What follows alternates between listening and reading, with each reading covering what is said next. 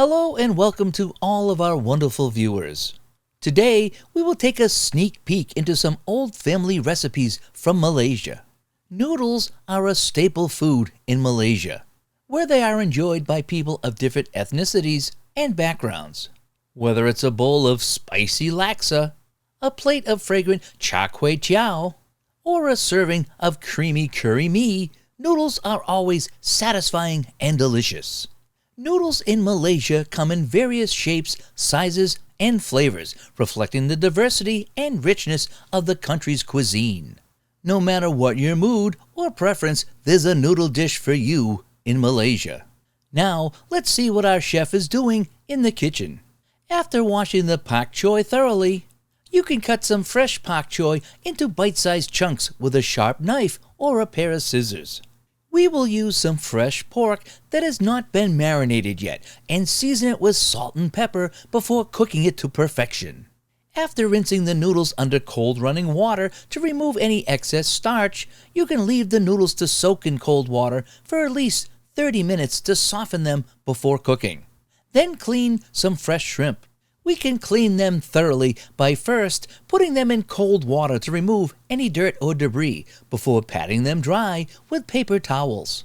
Did you know shrimp is a very popular ingredient in Asian cuisine?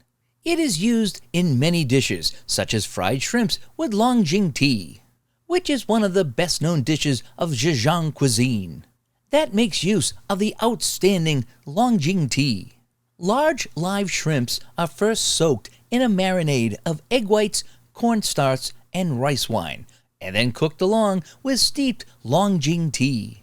There are many other Asian shrimp dishes, such as the spicy Szechuan shrimp, Thai-style grilled shrimp, flavorful Indian curries, shrimp fried rice, and more. Now, let's get back to the kitchen. To prepare the cabbage for your dish, you can start by cutting some cabbage into small pieces and adding it to a bowl of water. This will help remove dirt from the cabbage leaves and make it easier to clean. Once the cabbage has soaked for a few minutes, you can drain the water and use the clean.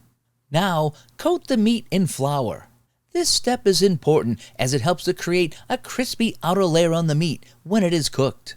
To start the fire, you can add some charcoal to a grill or fire pit. Charcoal is a popular fuel source for outdoor cooking as it burns hot and evenly. You can then use a lighter or matches to light the charcoal and wait for it to heat up. Once the charcoal is hot and glowing, you can start cooking your food over the fire. Add some chopped pork fat to a large wok and place it over the fire. The pork fat will help to add flavor and moisture. Now, once the pork fat is cooked, remove from the fire and start cooking the shrimp and pork. Vegetables are a great addition to any dish as they are packed with nutrients and add flavor and texture. The vegetables are cooked until they are tender. Add the noodles and cook thoroughly with the other ingredients. Malaysian noodles are a staple in the national cuisine and come in many different varieties. One of the more popular dishes is char kway teow, which is a classic rice noodle dish from Malaysia. It has a unique flavor that comes from the charred rice noodles and unique ingredients. Another popular dish is mee goreng, which features yellow noodles, potato and bean sprouts stir-fried in a spicy chili sambal balanced with a sweet sauce mixture. It has an amazing texture and over-the-top flavor. There are many other Malaysian noodle dishes that you can try as well. Now our dish is ready to serve. Let's move on to our next restaurant with a giant fried rice master. First, the chef will add oil to a large pan and heat over medium-high heat until hot. This will help ensure that the oil is hot enough before adding other ingredients. King prawns are a type of prawn that are big and juicy. They are usually sold raw, either whole in their shells or with their heads removed. If the latter, they are called prawn tails. When cooked, prawns turn pink. Crack the eggs on the pan and cook them to your liking. You can add salt and pepper to taste. The chef will add a total of 60 eggs to this pan. The challenge is to keep an eye on all of them so that they don't overcook. Keep stirring the eggs until they are cooked to the desired consistency. Add white rice to the pan and stir until the rice is coated with oil and lightly toasted.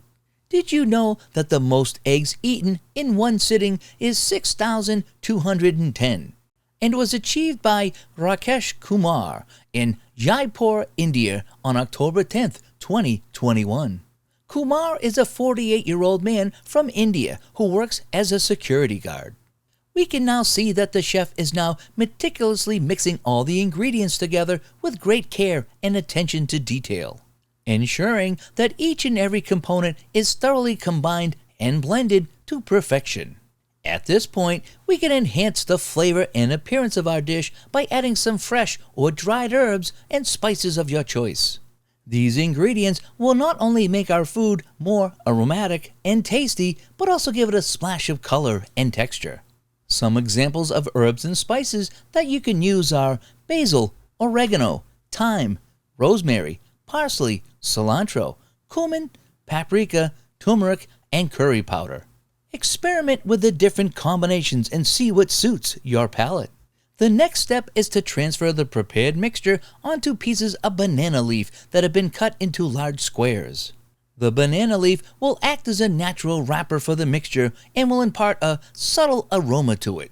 The size of the banana leaf squares should be large enough to cover the mixture completely and form a tight seal.